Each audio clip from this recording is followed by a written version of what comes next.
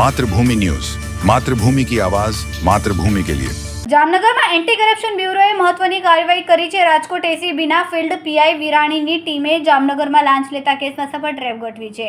Udyognagar police ચોકીના PSI ID Gohil અને writer ધમભાઈ મોરીએ એક જાગૃત નાગરિક પાસેથી 1 લાખ રૂપિયાની લાંચની માંગણી કરી। બંને અધિકારીઓએ 50,000 રૂપિયાની લાંચ માંગી હતી। ફરિયાદી વિરુદ્ધ અગાઉ ચીટિંગની અરજી નોંધાયેલી હતી। ભવિષ્યમાં હેરાનગતિ ન થાય તે માટે વહીવટ કરવાના બહાને આ લાંચની માંગણી કરવામાં આવી।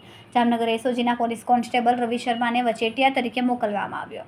11 જૂન 2025ના રોજ સમર્પણ સર્કલ નજીક પંચાયત કાફે રેસ્ટોરન્ટની બાજુમાં એસીબીએ ટ્રેપ ગોઠવી રવિ શર્માને લાંચની રકમ સ્વીકારતા રંગે હાથ ઝડપી પાડવામાં આવ્યા।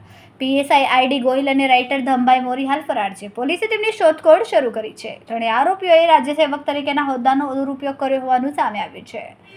એસીબી દ્વારા આગળની તપાસ હાથ ધરવામાં આવી છે। ખૂબ જ ટૂંકા સમયમાં માતૃભૂમિ ન્યૂઝ ઓટીટી પ્લેટફોર્મ અને વેગા સિટીમાં કેબલ નેટવર્ક સાથે જોડાઈ જશે, તો જોતા રહો માતૃભૂમિ ન્યૂઝ।